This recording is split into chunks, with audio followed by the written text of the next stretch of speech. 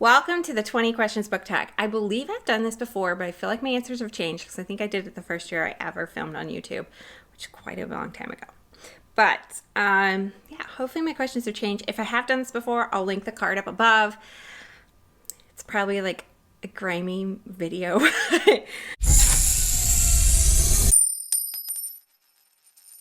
Question number 1 is how many books, I think this is like get to know what kind of reader I am as well. So if you like tag videos, they're always fun. I always try to do one of mine, but I haven't been doing them lately, so I kind of want to do more of them. But yeah, give us a thumbs up and let's get started. Okay, so question number 1 is how many books is too many in a series? And honestly, if we like turn around right now, 1, 2, 3, 4, 5, 6, 7, 8, 9, 10, 11, 12, 13. It depends on the series, okay? There are series that I've quit because they've come out over years and years and they're kind of entertaining, but not entertaining enough. It depends on when you start the series, if it's completely done and finished and you can just read all 15 of the series, like the Sookie Stackhouse series. I love the Sookie Stackhouse series. If you watch True Blood, you know how addictive it is. And they're such fast and easy reads. I think if they're longer books, like anything longer than Harry Potter, like 7, if they're long books like that, then maybe not more than 7. I don't really know a number. It depends on how good your series is. If you don't have that great of a series, my favorite is 2 to 3. Like, I love books that are 2 to 3 in that range because sometimes that's all you need and you'll really love them at that point. But if they try and do 7, you're like, I can't with these characters anymore kind of thing. Okay, so didn't give you a real answer at all. It completely, I guess, changes. How do you feel about cliffhangers? Love them. I mean, that's the reason you go on to a next book in a series, even if you don't like a series, or I like cliffhangers throughout books or twists and turns throughout books. And I think that's one of my favorite things is when books have a lot of twists and turns and so they cliffhang off the chapters. But yeah, I've always liked them. When I was little, very frustrated because, you know, your teacher would read them and they'd always leave off on a cliffhanger. And so frustrated when I was little, but do enjoy them as an adult. Hardcover and paperback. I would have used to said hardcover, but no, anymore. I love paperback. Most of the books I buy now, I always try and wait till they're in paperback. Even though hardcover supposedly sits on your shelves better and travels well, I don't find that. When I left books in boxes and stuff and when I moved from houses, the books that actually got ruined the most were the hardbacks, like their spines broke and stuff. So yeah, and they're easier to hold. Paperbacks are easier to hold. So I think 100% paperback. Even though some of my favorite series I do have collected in hardbacks. But yeah, paperback all the way. And I love like smaller paperbacks like this. It's like a perfect size. The Bright Test. When they come in like weird shapes, I'm like, why isn't there a standard size for paperback? I know mass paperback is a whole different thing and it's very nice to travel with, like, you know, kind of like a Kindle paperweight, but why can't they just all be the same size and look nice on my bookshelves? I guess I'm picky about that they don't look all the same on my bookshelves. Okay. Next book, question number 4, favorite book. I would say something in the Jane Austen realm. Favorite book recently, probably either A Man Called Ove by Frederick Bachman or Kristen Hanna's Great Alone. Like in the last 5 years, I've absolutely adored these books and given them out to countless and countless of people, and they've loved them as well. And I like it when people love a book that you love because it just makes you love it more, I think. Okay.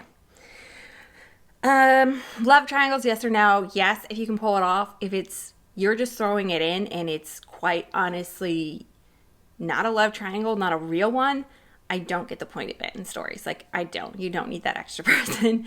But some people pull it off excellently well. Like Taylor Jenkins Reid and, what is that? Maybe in Another Life. Like, incredible. I mean, that's not even a true love triangle, but incredible storyline for that. And she completely pulls it off. Let's see. The most recent book you could not finish. I don't know if there has been one recently in the last... I know there's been books in the last year, but I don't know if there's been one super recently that I can remember that I couldn't finish. Some books that were harder to read, like last year. So last year, Midnight Sun came out from Twilight. I had to like pull my teeth to read through that, and I probably should have DNR'd it. But then, which is did not read or did not finish, DNF'd it. But then I did like the ending a lot. So I'm kind of glad I stuck with it because the ending gave it something, but that was a hard book to read.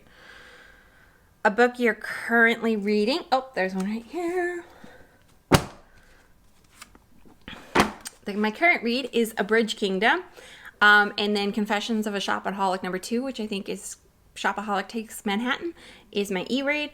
And then my audio read is Carrie Winfrey's, I can't remember what it is, but Carrie Winfrey's something. It's about like this cute girl, but this cute girl and this guy who owns like he does a Mr. Rogers show. But this book is fantasy about this girl who gets promised in marriage for a treaty to this man, and she just wants to help her country. I love this. This is so good. I can't wait to read the second one.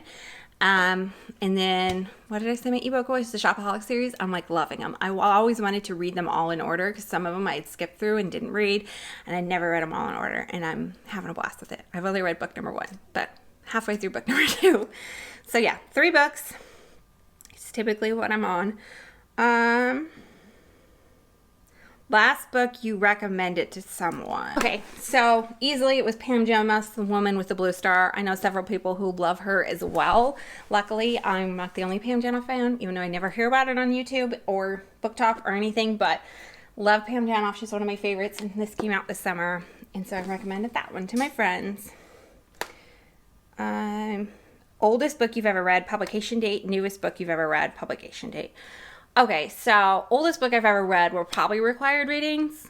What are those? Like, I had to read the Odyssey and the Iliad. So those are like, I don't know, 8,000 BC, 4,000 BC. I don't really remember BCE. But I guess those are reprinted retellings. I guess the first official English book ever was Beowulf, and I did read that. I think they think it's like 8th century. That was awful, though, because I think the teacher who taught it to me in high school hated Beowulf. And so it made me, like, kind of not like it as well. So, yeah, definitely those old classics they made you read in high school. Well, one was junior high. I think the Odyssey and the Iliad I had to read in junior high, but the other one was, like, junior year of high school. Let's see. The newest book I've ever read, publication date... like one that just came out. I think the one with Blue Star, but it might have been To Sir with Love. It might have been that. When was this printed? I'm pretty sure it's To Sir with Love by Lauren Lane. It came out at the end of June, and I read it in the beginning of July. So I think that's like the most recent. I don't know where it is either, but I loved it. It is really, really good, wherever it is. Yeah. Favorite author, Jane Austen. That's easy.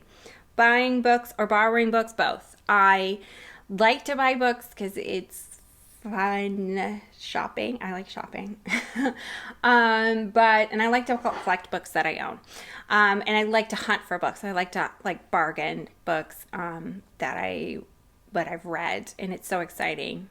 When you buy used books, I think. But I would say mostly borrow. I'd say at least 75% of the books I read are from the library.